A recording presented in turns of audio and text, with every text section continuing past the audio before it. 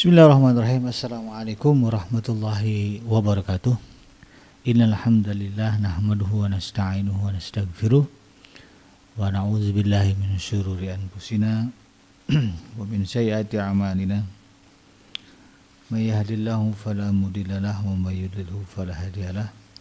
Asyhadu an la ilaha illallah wahdahu la syarika lah wa asyhadu anna Muhammadan abduhu wa rasuluhu la nabiyya ba'dah. Allahumma salli wa sallim ala hadzal nabiyil karim wa ala alihi wa ashabihi wa man tabi'ahum bi ihsanin ila yaumiddin. Wa qala Allah ta'ala fi kitabihil karim ya ayyuhallazina amanu taqullaha haqqa tuqatih wa la tamutunna illa wa antum muslimun. Ya al-haq adkhilna mudkhala sidqin wa akhrijna mukhraja sidqin wa ja'alna min ladunka sultanan nasira. Ja'al haqq wa zahaqal batil innal batila kana zahuqa. Ya alim Allahumma alimna ma yanfa'una wanfa'na bima 'allamtana wa zidna ilma wa arana al-haqqa haqqa wa rzuqna ittiba'ah wa arana al-batila batila wa rzuqna ijtinabah. Rabbi shrah li sadri wa yassir li amri wa hlul 'uqdatam min lisani yafqahu qawli. Rabbana innana amanna faghfir lana dzunubana wa qina adzabannar. Amma ba'd. Alhamdulillah, segala puji dan syukur adalah milik Allah, Tuhan semesta alam yang telah menciptakan kita dari tidak ada menjadi ada, dan karena rahmat dari Allah Subhanahu wa taala kembali kita berjumpa di udara di gelombang 104 AM Ideal Radio Successful Muslim Family dalam program Hikmah, himpunan kisah dan motivasi hidup, di mana insyaallah kita akan coba menelusuri berbagai hal untuk menguatkan karakter keislaman, keimanan, ketakwaan kita kepada Allah Subhanahu wa taala, sehingga kita menjadi sosok muslim yang tangguh ya, dalam kehidupan ini, di mana ya, dampak dari ketangguhan keislaman kita dalam hidup ini ya, akan kita rasakan ketika kita sudah berpindah alam dari alam dunia yang fana ini ya, ke alam akhirat yang abadi ya. Karena dari sanalah nanti Allah Subhanahu wa taala ya, akan menentukan ya, siapa yang berhak berbahagia ya, siapa pula yang kemudian harus sengsara ya. Dan sebagaimana dijelaskan dalam Al-Qur'an ya, kesengsaraan dan kebahagiaan seseorang di akhirat nanti adalah tergantung bagaimana ia bisa memaksimalkan potensi yang dimiliki dalam dirinya untuk meraih keridhaan Allah Subhanahu wa taala ya. Sebagaimana Allah sebutkan dalam Al-Qur'an ya, wa minan nasi may yasri nafsahu libtigha maradatillah ya. Ada di antara manusia-manusia, kata Allah Subhanahu wa taala, yang ketika di dunia ini ya, mereka mengorbankan kepentingan dirinya untuk mendapatkan, untuk mencari keridhaan Allah Subhanahu wa taala. Inilah yang seharusnya menjadi lifestyle kita sebagai seorang muslim ya, insyaallah. Tidak lupa kita baca salawat dan salam Allahumma sholli ala sayyidina Muhammad wa ala ali sayyidina Muhammad. Assalamualaikum ayuhan nabi wa rahmatullahi wabarakatuh. Semoga Allah terima salat dan salam yang kita baca dan dilimpah curahkan kepada para nabi dan para rasul, wabil khusus ya Rasulullah Muhammad sallallahu alaihi wasallam, dan semoga kita termasuk ke dalam golongan orang yang akan berbahagia, bisa berjumpa Allah dalam keadaan sejahtera, dijauhkan dari api neraka, dimasukkan ke dalam golongan hambanya, dimasukkan ke dalam jannahnya, dan dipertemukan ya dengan Rasulullah sallallahu alaihi wasallam di surganya Allah Subhanahu wa taala. Amin ya rabbal alamin. Sahabat hadirin yang dirahmati Allah dimanapun Anda berada, di dalam kesempatan ini dalam program Hikmah kita akan coba melanjutkan ya kajian dari episode-episode sebelumnya, di mana untuk menguatkan karakter keislaman kita sebagai seorang muslim ya, yang paling menjadi asas adalah menguatkan pondasi keimanan ya. Dan ada banyak hal ya yang disebutkan di dalam Al-Qur'an, di dalam hadis ya, yang harus kita yakini ya. Harus kita yakini keberadaannya, harus kita yakini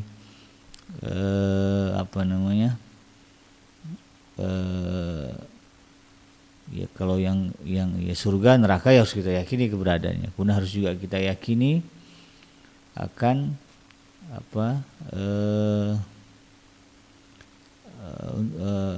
amalannya ya.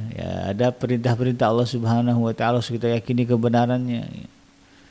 Bahwa itu adalah perintah Allah. Karena ada banyak orang yang kemudian ketika diperintahkan sesuatu tidak mau mengerjakan karena tidak meyakini itu adalah perintah Allah, dan juga tidak meyakini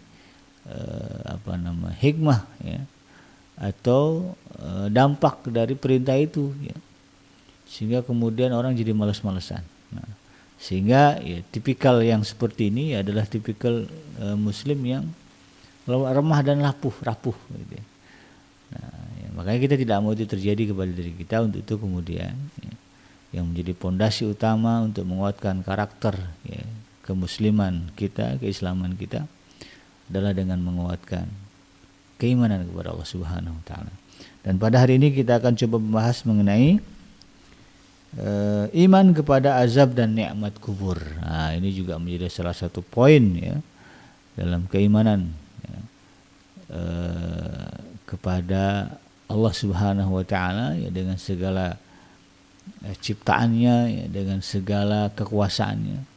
Di antaranya adalah bahwa Allah Subhanahu wa taala menyediakan bagi semua manusia satu alam yang disebut dengan alam kubur, lalu kemudian di situ ya, manusia ya, ada yang mendapatkan azab, ada juga yang mendapatkan nikmat.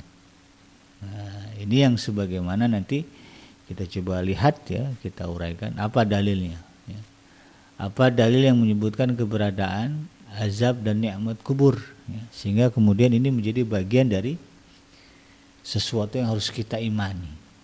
Jadi eksistensi, keberadaan dan kebenaran atau kewujudan dari alam kubur dan kemudian adanya nikmat dan siksa di dalamnya, ini juga menjadi keimanan kita.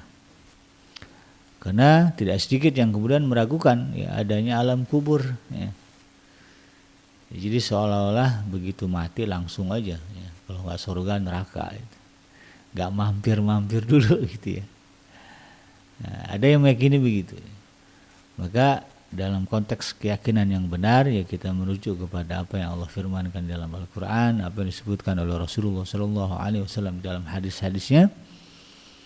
Ya, para ulama kemudian menyimpulkan ada yang disebut dengan alam barzakh, alam kubur, kemudian di dalamnya manusia juga mendapatkan kebaikan dan keburukan. Ya, tergantung dari bagaimana ia semasa hidupnya ya beramal soleh atau beramal salah. Nah, itu ya. Nah, sahabat hadirin yang dirahmati Allah di manapun Anda berada. Nah, kalau berbicara dalil ya atau teks-teks ya di dalam syariat ya, ajaran Islam ya baik Al-Quran maupun Sunnah ya terkait dengan penjelasan mengenai azab dan juga nikmat kubur ini sudah gamblang, sudah jelas ya. Jadi kalau kita lihat di dalam Al-Quran, nggak boleh kalau bicara hadis ya, di dalam Al-Quran sudah banyak ayat ya, ada ayat-ayat yang kemudian menjelaskan secara gamblang tentang adanya azab dan juga nikmat kubur. Azab dan juga nikmat kubur. Jadi ini sudah disebutkan dalam Al-Quran. Dan ini merupakan ya, keyakinan ya dari para imam ya, dari para sahabat, dari tabi'in ya, imam-imam yang menjadi bagian dari Ahlus Sunnah wal Jamaah ya. Ya mereka semuanya juga sudah berijma ya, tentang permasalahan ini ya. Jadi keyakinan adanya alam kubur, kemudian di situ ada nikmat dan azab kubur, ini menjadi keyakinan ya yang disepakati oleh ya, ulama-ulama ya, bahkan kalau ditelusuri juga para tabi'in dan juga sahabat Rasulullah SAW ya, meyakini adanya azab dan nikmat kubur ya, Ahlus Sunnah wal Jamaah. Untuk dalil yang pertama ya, kita bisa lihat di dalam ini sebahagian saja. Sebetulnya kalau kita telusuri banyak ya ayat-ayatnya tentang azab dan nikmat kubur. Yang pertama kita bisa lihat di dalam surah surah yang ke-40 ya, surah Ghafir ya. Surah Ghafir, surah yang ke-40 ayat yang ke-45 hingga ayat yang ke-46. A'udzubillahi minasyaitonirrajim. Bismillahirrahmanirrahim. Fawaqahu Allahu sayyiati ma makaru wa haqa bi ali fir'auna su'ul azab. An-naru ya'raduna an-naru yu'raduna 'alaiha ghuduwan wa 'ashiyya wa yawma taqumus sa'ah adkhilu ala fir'auna asyaddal 'adzab. Maka Allah Subhanahu wa taala ya, fawaqahu Allahu sayyiati ma makaru ya, maka Allah Subhanahu wa taala melindungi, maksudnya di sini adalah orang-orang yang beriman kepada Allah, dari berbagai kejahatan dan tipu daya mereka. Maksudnya mereka di sini adalah Firaun dan pengikutnya ya. Sedangkan Firaun dan kaumnya beserta pengikutnya ya, mereka yang punya pemikiran sama dengan Firaun, tingkah laku yang sama dengan Firaun, penentangan yang sama dengan Firaun, walaupun hidup ya di beda-beda zaman ya. Makanya kan ada istilah Firaun abad ini gitu ya. Karena ada orang-orang ya yang memiliki pola pemikiran, sikap ya, kemudian penentangan yang sama dengan Firaun.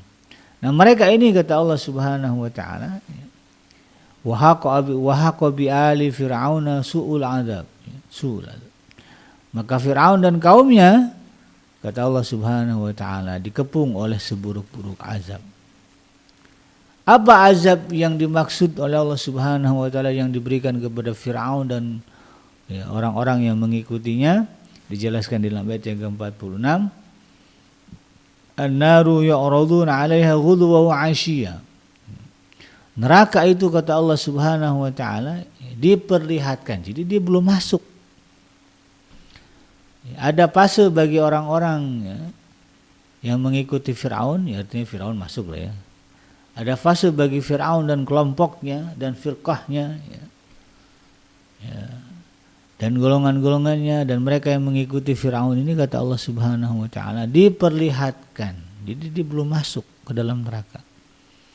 Diperlihatkan kepada mereka ya. Kemudian para ulama dalam hal ini ulama tafsir bersepakat yang dimaksud masa ya atau waktu diperlihatkannya neraka kepada mereka itu di alam barzakh, di alam kubur ya. Ya. Kapan Allah Subhanahu wa taala memperlihatkan neraka kepada orang-orang yang punya pemikiran keingkaran ya, pertentangan ya, kekafiran seperti Firaun? Disebutkan di sini di dalam surah Ghafir ayat yang ke-46, ghudwa wa 'ashiyya. Diperlihatkan kepada mereka neraka itu setiap pagi dan petang. Nah, bisa bayangkan ya, enak gak itu ya. Yang menjelang datangi hari kiamat ya, ada orang-orang yang ditempatkan di alam barzakh ya, setiap pagi dan neraka yang akan setiap pagi dan petang yang disaksikan yang akan dilihat adalah bagaimana penyiksaan, bagaimana situasi dan kondisi di neraka. Saya dulu waktu zaman kuliah itu ada satu kelas ya, ada satu sesi dalam kelas kita presentasi materi. Jadi kebetulan yang maju itu kelompok teman saya. Kita menyaksikan apa yang dia presentasikan. Waktu itu mata kuliahnya adalah fikih jinayah, tentang fikih perbuatan kriminal. Nah itu presentasi dari kelompok teman saya itu adalah tentang hukuman membunuh, gitu ya. Dan yang bikin saya terkejut itu dia sebelum presentasi menayangkan video yang ketika itu memang mungkin karena belum ada larangan ya, belum ada kebijakan dari YouTube, Facebook dan sebagainya.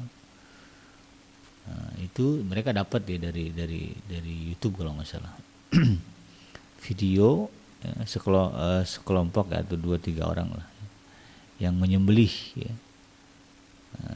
seorang lelaki ya. Jadi ada sekumpulan orang, ada satu yang jadi korban. Katanya sih dalam teks videonya ini adalah konflik di satu negara saya lupa ya, negara Timur Tengah sana, di Irak kalau nggak salah. Jadi lah ada laki-laki yang disembelih gitu, Masya Allah, oleh kelompok ini ya, yang nyembelihnya pakai topeng gitu. Kayak di film-film gitu ya. Jadi dia perlihatkan bagaimana ya lelaki ini disembelih sedemikian rupa. Saya nggak bisa nolak untuk tidak menunduk, malu gitu. Masa laki-laki cemen gitu kan. Ya, akhirnya terpaksa melihat.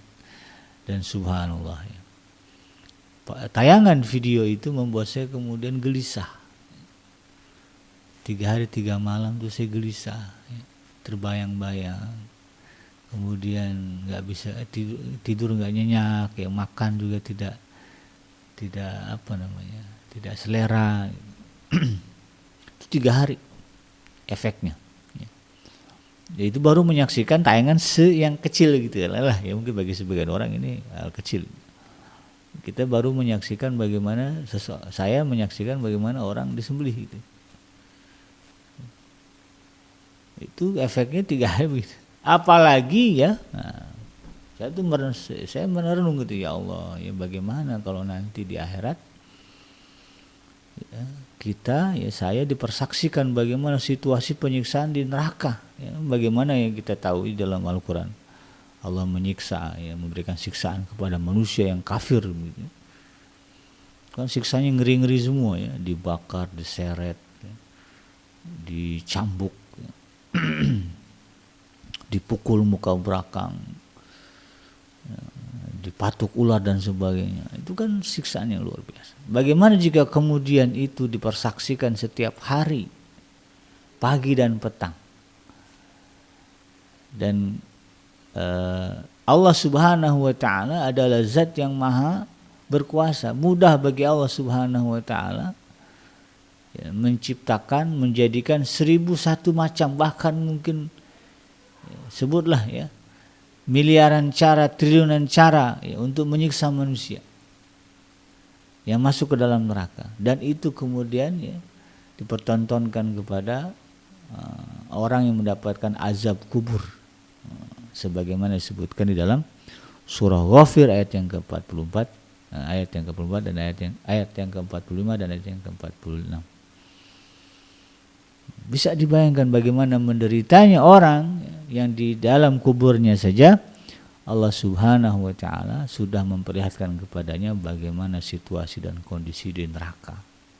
Sebagai gambaran, nih kamu akan masuk ke situ, kamu yang akan dibegitukan. Nah, sehingga ya, bagaimana tidak tersiksa, sekalipun katakanlah tidak ada malaikat yang datang memukulnya gitu ya. Tidak ada malaikat yang datang untuk mencekiknya, melakukan tindakan-tindakan penyiksaan. Katakanlah itu tidak ada. Sudah cukup bahkan bukan cukup, sudah sangat tersiksa ya ahli kubur itu dengan menyaksikan pemandangan bagaimana nanti ya, mereka masuk ke dalam nerakanya Allah Subhanahu wa ta'ala.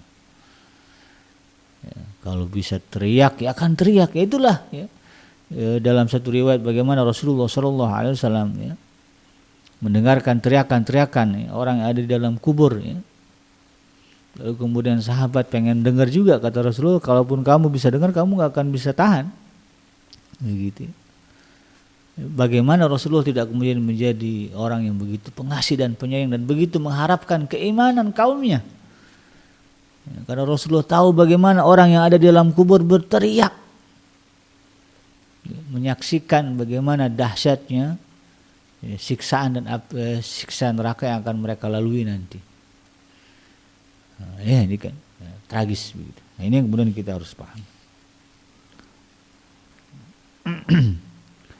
Nah, itu tentang siksa, dan ada ayat-ayat lain ya yang menjelaskan bagaimana bentuk siksa ahli kubur ini.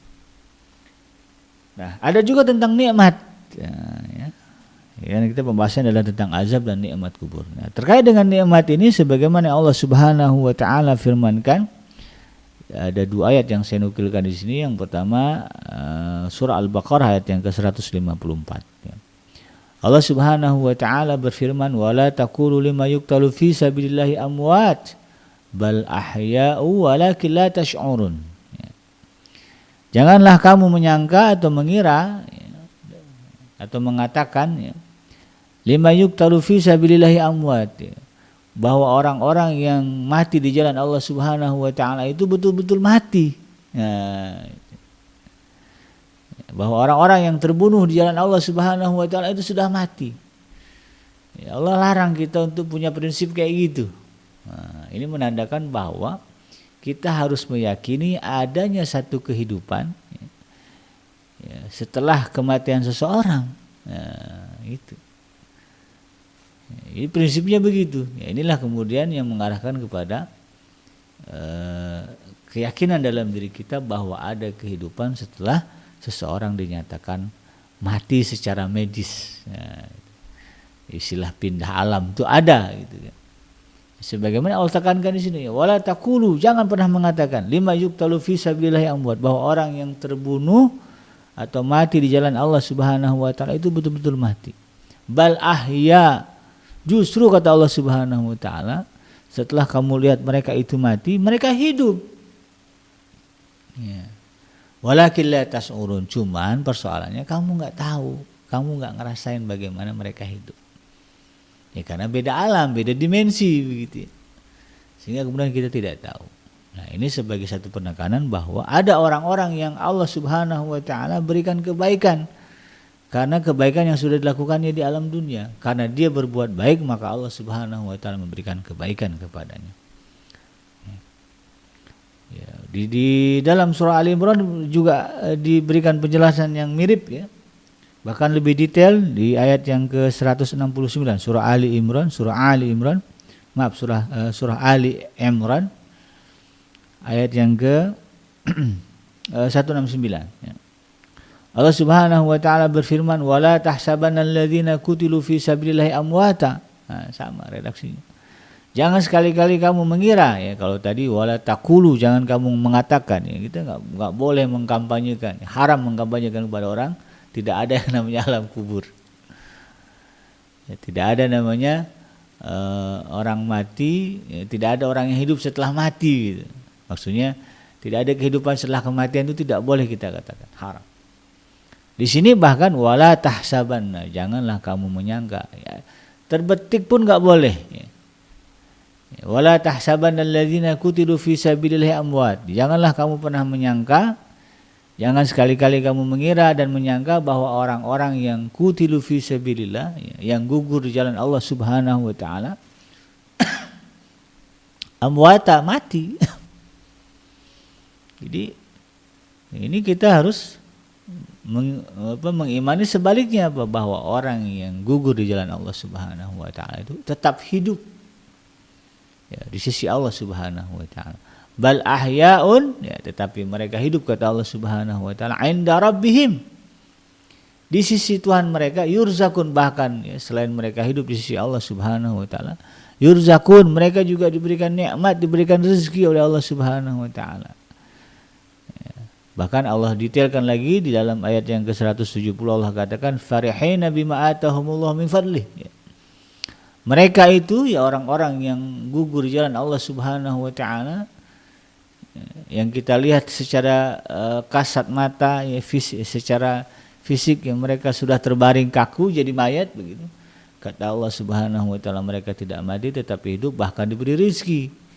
Dan apa yang mereka rasakan, apa yang mereka alami di alam kubur itu, kata Allah Subhanahu wa taala jelaskan, farihina bima atahumullah min fadlih, bahkan mereka bergembira dengan karunia yang Allah berikan kepada mereka.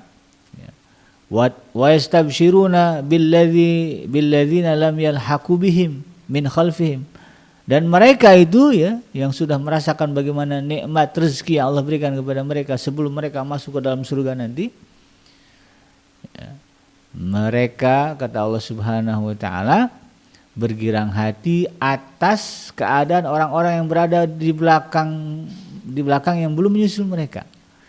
Jadi mereka tuh senang ya, diberi nikmat, dan mereka berharap juga ya, dan mereka juga bergembira bahwa nanti akan ada ya orang-orang yang mereka kenal ya, ketika di alam dunianya satu jalan tetapi masih ada di alam dunia, nanti dia akan merasakan juga sama seperti kita. Farihina bima atahumul fadli wa yastabshiruna billadzina lam yalhaqu bihim min khalfihim. Mereka juga sangat berharap kita yang sejalan dengan mereka akan merasakan hal yang sama.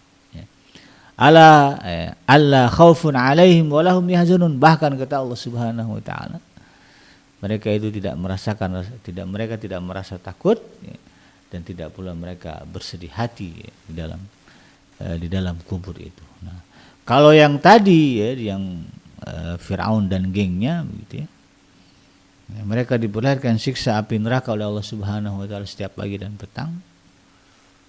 Sementara yang ini Allah Subhanahu wa taala berikan mereka rezeki, bahkan bergembira ya dengan rezeki itu dan berharap orang-orang ya, yang hidup yang masih hidup ini ya, segera menyusul mereka dalam kenikmatan kepada Allah Subhanahu wa taala. Nah, itu dalil ya, beberapa dalil yang saya nukilkan ya, terkait dengan adanya ya, atau eksistensi alam barzah dan kenikmatan dan azab yang ada ya, yang Allah sediakan. Alam barzah itu ada, kemudian Allah sediakan di dalamnya nikmat dan azab dari Al-Quran ya. Adapun teks-teks hadis yang menetapkan azab dan nikmat kubur ya, bahkan telah mencapai derajat mutawatir ya, sebagaimana diriwayatkan oleh para imam dan ahli hadis ya, dari sekian banyak sahabat Rasulullah SAW ya, di antaranya ada Anas bin Malik ya, juga pernah meriwayatkan hadis-hadis tentang azab dan nikmat kubur ya. Kemudian Abdullah bin Abbas, Al-Bara bin Azib ya, Umar bin Khattab ya, Abdullah bin Umar, Aisyah ya, Sayyidah Aisyah, Asma binti Abu Bakar, Abu Ayyub Al-Ansari, Ummu Khalid ya, Abu Hurairah radhiyallahu anhu, Abu Sa'id Al-Khudri, Samurah bin Jundub, Abdullah bin Amr bin Ash, ada lagi Ummu Mubashir, ada Abu Qatadah, ada Abdullah bin Mas'ud, ada Abu Talhah, ada Abdurrahman bin Hasanah, ada Tamim Ad-Dari, ada Huzaifah Abdul Yaman ya, ada Abu Musa Al-Asy'ari, ada An-Nu'man bin Bashir dan ada Auf bin Malik radhiyallahu anhum. Orang-orang yang disebutkan tadi ya, dikatakan bahwa mereka pernah meriwayatkan hadis dari Rasulullah SAW secara mutawatir tentang adanya azab dan nikmat di dalam kubur. Di antara hadis-hadis yang berbicara itu adalah hadis yang diriwayatkan oleh Imam Bukhari dan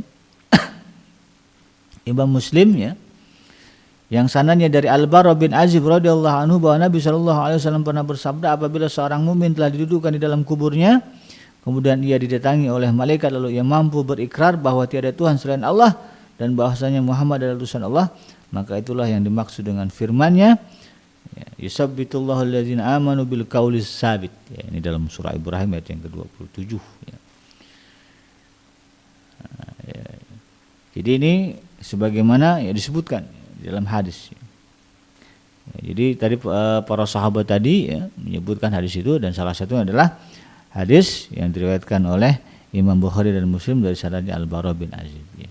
Idza uq'idal mu'min fi qabrihi utiya thumma syahida an la ilaha illallah wa anna Muhammad Rasulullah fadzalika qauluhu yusabbitullahu allazina amanu bil qaulis sabit ya, surah Ibrahim ayat yang ke-27 ya. Jika seorang mukmin telah didudukkan di dalam kuburnya, ia kemudian didatangi oleh dua malaikat lalu bertanya kepadanya, maka dia akan menjawab dengan mengucapkan la ilaha illallah wa anna Muhammad Rasulullah. Nah, itulah yang kemudian ya, ditafsirkan disebutkan oleh Rasulullah SAW maksud dari firman Allah Subhanahu wa taala di dalam surah Ibrahim ayat yang ke-27, yutsabbitullahu allazina amanu bil qauli tsabiti fil hayati dunya wa fil akhirah. Nah, jadi kalimat la ilaha illallah, kalimat tauhid ya, la ilaha illallah Muhammadur Rasulullah tidak hanya Allah kuatkan di dalam hati seorang mukmin ketika dia di dunia, bahkan nanti di akhirat Allah Subhanahu wa taala akan menguatkan itu sebagai penangkal dari azab kubur. Nah, jadi malaikat ini datang untuk memastikan ini orang harus disiksa ya atau harus diberi nikmat. Nah, kalau disiksa nanti akan diperlihatkan kepada orang ini azab neraka pagi dan petang. Nah, kan begitu ya. Kalau dia diberi nikmat berarti nanti Allah akan memberikan kepadanya rezeki. Ya, rezekinya seperti apa? Nanti kita akan lihat kalau kita sudah pindah alam. Ya gitu. Ya begitu. Jadi malaikat nanya, ingin memastikan ini orang beriman apa orang kafir, kan begitu.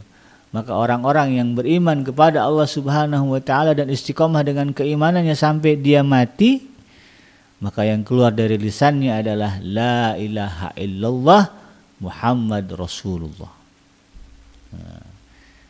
Jadi kalimat inilah yang kemudian yang akan mengkonfirmasi ya, keimanan kita kepada Allah Subhanahu wa taala di akhirat nanti, dan itu kemudian menjadi kunci keselamatan kita. Ya, ketika kemudian di alam kubur ditanya oleh malaikat, kamu ini beriman apa kafir? Ya, gitu ya. Maka kemudian orang yang mengatakan la ilaha illallah Muhammadur Rasulullah selamat dari siksa azab kubur. Ya, jadi inilah ya, sebagaimana dalam hadis-hadis yang lain dikatakan ya, kalimat tauhid itu ya, kalimat la ilaha illallah Muhammadur Rasulullah itu ya, adalah kunci masuk surga ya. Ada kan syair ya yang zaman saya kecil-kecil dulu ya. Miftahul jannah la ilaha illallah.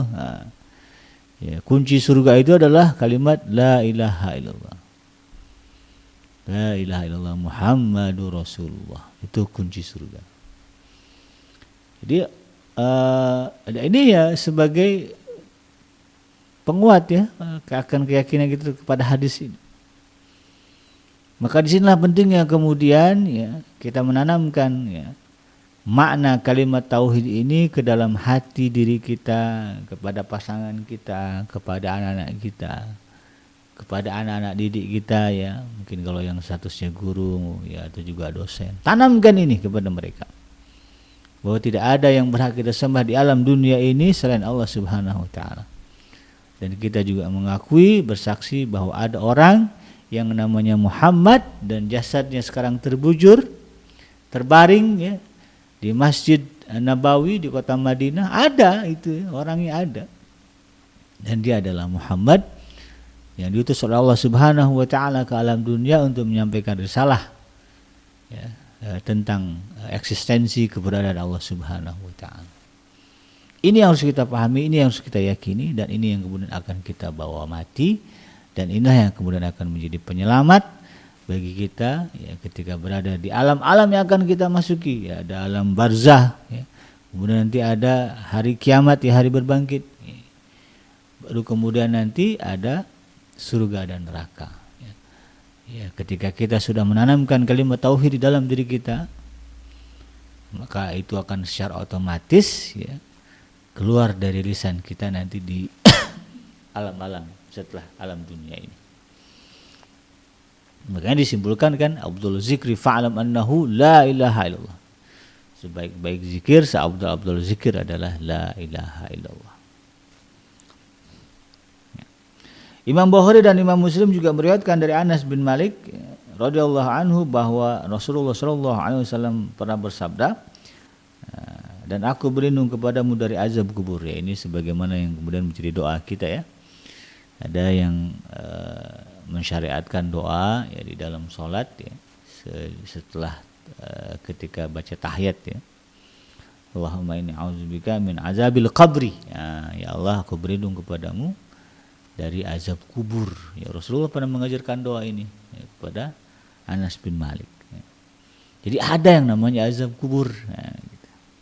Kemudian Imam Bukhari dan Imam Muslim juga meriwayatkan dari Anas bin Malik bahwa Nabi SAW bersabda, seorang hamba yang beriman apabila telah dimasukkan ke dalam kuburnya dan para pengantarnya telah kembali, maka sesungguhnya mendengar derap sendal mereka. Setelah itu datanglah dua malaikat, lalu mereka mendudukkannya dan bertanya kepadanya, apa yang kamu katakan terhadap laki ini? Ya ini Muhammad SAW. Dia ya, ahli kubur itu menjawab, aku berikrar bahwa dia adalah hamba Allah dan utusannya. Maka dikatakan kepadanya, lihatlah tempat dudukmu di neraka yang Allah telah menggantikannya untukmu dengan tempat duduk di surga. ya, dengan kalimat la ilaha illallah dan kesaksian Muhammad Rasulullah SAW, ya, maka kemudian tempat duduknya di neraka Allah ganti dengan tempat duduk surga. Maka dikatakan kepadanya, kamu tidak tahu dan tidak pula. Adapun orang kafir, ya, itu tadi orang beriman. Adapun orang kafir atau orang munafik akan mengatakan ketika ditanya, ya, apa yang kamu lakukan terhadap laki-laki ini, maksudnya Muhammad Rasulullah SAW. Maka orang kafir dan orang munafik akan mengatakan, aku tidak tahu. Dahulu aku mengatakan seperti apa yang orang-orang katakan. Ya, maksudnya keingkaran, ya. Maka dikatakan kepada mereka, ya, kamu tidak tahu dan tidak pula membaca. Kemudian dia dipukul dengan palu dari besi dan dengan pukulan di antara dua telinganya, maka ia pun menjerit dengan cerita yang didengar oleh makhluk yang berada di sekitarnya, kecuali jin dan manusia. Imam Bukhari dan Imam Muslim juga meriwayatkan dari Ibnu Umar radhiyallahu anhu bahwa Rasulullah sallallahu alaihi wasallam bersabda, sesungguhnya seorang di antara kalian apabila meninggal dunia akan ditampakkan tempat duduknya pagi dan petang. Jika ia termasuk penghuni surga, maka ia akan menghuni surga, dan jika ia termasuk penghuni neraka, maka ia akan menghuni neraka. Kemudian dikatakan kepadanya, ini adalah tempat dudukmu hingga Allah membangkitkanmu pada hari kiamat. Jadi ini merujuk kembali kepada apa yang Allah firmankan dalam surah Ghafir, ya, ayat yang ke-45 dan yang ke-46, kemudian juga dalam surah Ali Imran ayat yang ke-169.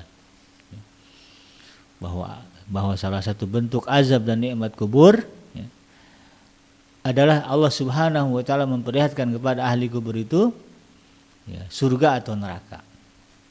Kalau dia, ya, adalah penghuni surga, maka Allah akan perlihatkan kepada mereka setiap pagi dan petang kenikmatan-kenikmatan surga.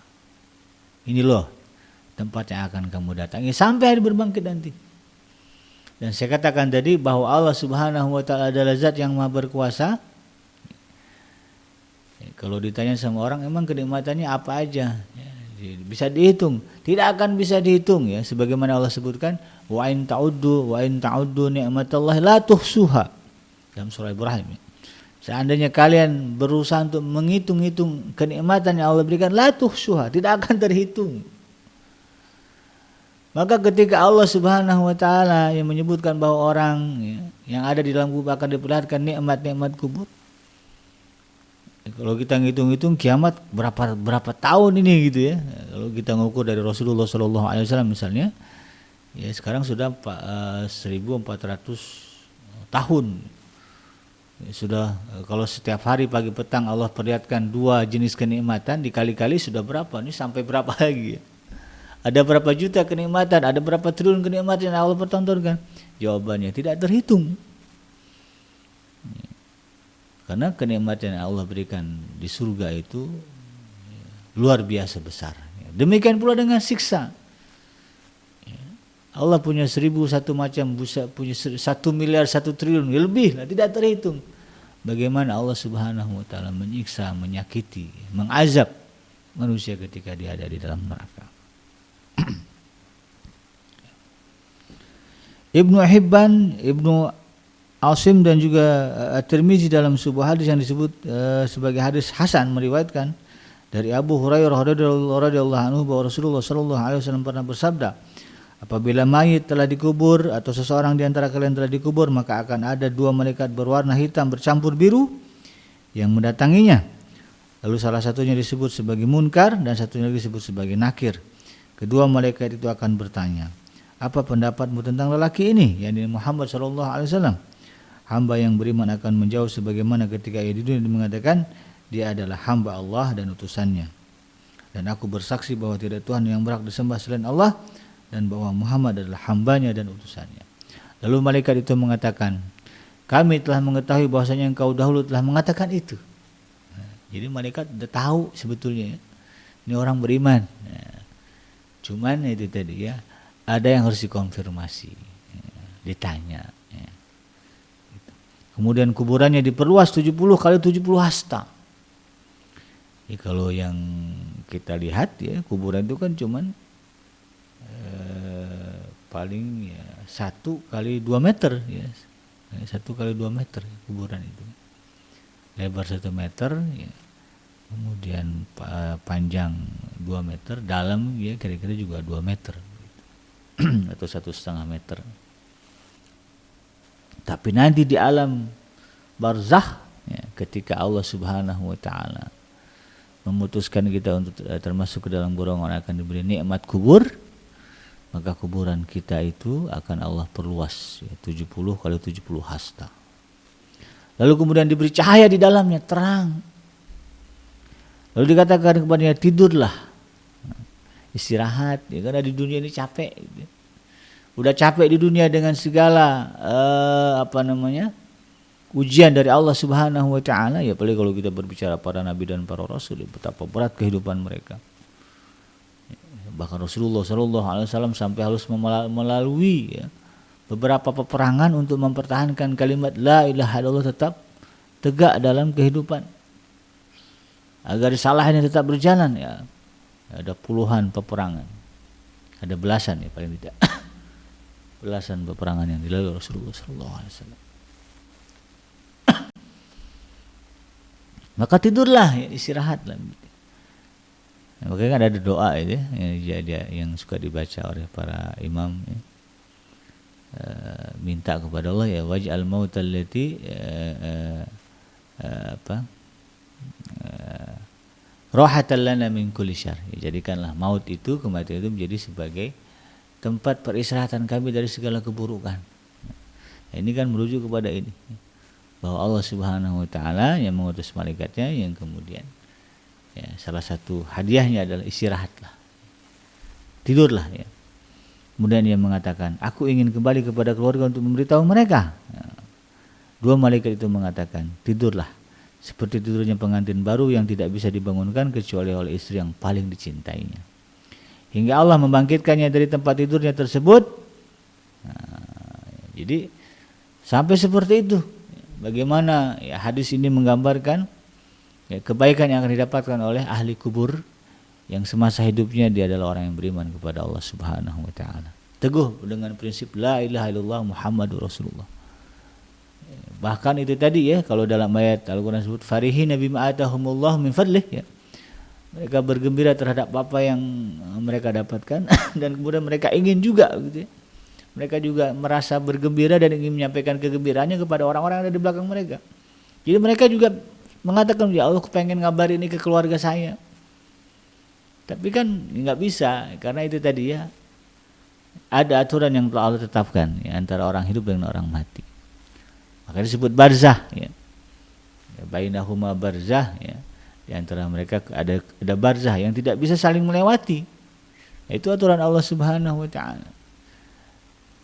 Supaya kemudian, ya, kita yang hidup ini teruji keyakinannya. Ya, kalau misalnya Allah tidak buat barzah, orang yang di dalam kubur kemudian bisa sesuka hati datang, ya, kepada orang yang hidup kemudian bercerita tentang apa yang dialami di alam kubur, wah, otomatis orang semua beriman. Gitu. Ya. Tapi kalau misalnya, ya, tapi kan itu tidak terjadi, sehingga kemudian, ya, asli murni, ya, kitalah yang kemudian membangun dan membina keyakinan terhadap itu.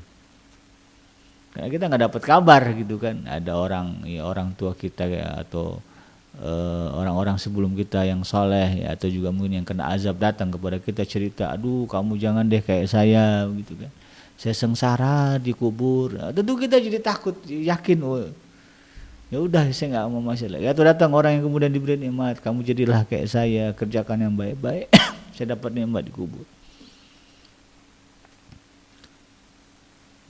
Itu kita tidak saksikan. Nah, kalau kemudian kita bisa mempertahankan keimanan, merawatnya, membinanya, mempertahankannya, maka inilah yang kemudian akan menjadi balasan yang besar, yang ketika kita berada di alam kubur. Bahkan kemudian dari situ mengatakan, adapun orang munafik, ya, ia akan menjawab, aku mendengar orang-orang berkata, maka aku pun mengatakannya seperti itu dan aku tidak tahu. Ini ketika ditanya, siapa nih orang ini? Maksudnya Rasulullah SAW. Maka dia katakan, saya nggak tahu, saya nggak kenal. Orang selama hidupnya juga nggak pernah tahu dan nggak mau tahu, begitu kan. Yang anehnya dia nggak mau tahu dan tidak tahu, kemudian sok tahu dengan mengatakan Nabi Muhammad itu adalah pedofil, naudzubillah. Dengan mengatakan Nabi Muhammad itu adalah hypersex, begitu, karena istrinya banyak. Dengan mengatakan Nabi Muhammad itu adalah teroris, ya, sampai dibuat karikatur, begitu kan. dia tidak tahu, tidak pernah baca sejarah Nabi Muhammad SAW, tidak pernah ketemu dengan Rasulullah SAW, tapi kemudian sok tahu gitu. Orang-orang begini yang nanti ketika malaikat bertanya, kamu kenal siapa orang ini? Ya saya nggak tahu, saya cuma mengatakan apa yang orang katakan. Dan yang dia dengar tentang Nabi Muhammad ketika itu adalah hal-hal yang buruk dan kemudian dia mengiyakan. Ya, bukannya merujuk kepada sumber yang sahih, ya, tetapi malah mengiyakan berita-berita yang tidak jelas.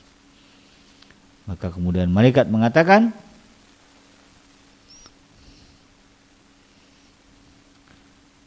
kami telah mengetahui bahasanya kamu dahulu telah mengatakan itu. Ya kita juga tahu, gitu. Ya, kamu ini orang yang wajib, yang bakalan kena siksa gitu. Tapi itu prinsip keadilan, dikonfirmasi dulu gitu. Ya. Maka dikatakan kepada bumi, himpitlah dia. Ya. Kalau tadi orang yang diberikan nikmat oleh Allah Subhanahu wa taala di alam kuburnya, Allah luaskan alam kuburnya. Orang yang Allah siksa di alam kuburnya, Allah suruh dihimpit oleh tanah. Bumi himpitlah ya, maka dihimpitlah jenazah tersebut hingga berserakan tulang rusuknya, dan dia senantiasa akan disiksa sampai Allah membangkitkannya dari tempat tidurnya tersebut. Nauzubillah min dzalik. Imam Ibnu Jarir di dalam hadisnya, dalam tafsirnya, dan juga Imam Abu Hibban meriwayatkan sebuah hadis hasan dari Abu Hurairah radhiyallahu anhu, ya, yang juga mirip-mirip ini ya, bahwa Rasulullah SAW pernah bersabda, demi jiwaku yang berada di tangannya, sesungguhnya mayit itu benar-benar mendengar derap sendal kalian ketika kalian pergi meninggalkannya. Jika ia seorang mukmin maka ia salat, dia berada di dekat. Jika seorang mukmin maka salat berada di dekat kepalanya, zakat berada di sisi kanannya, puasa di sisi kirinya, perbuatan baik seperti sedekah, silaturahim dan kebaikannya yang dilakukan untuk orang lain berada di sisi kedua kakinya. Lalu ia didatangi dari arah kepalanya, maka salat berkata, tidak ada tempat masuk dari arahku.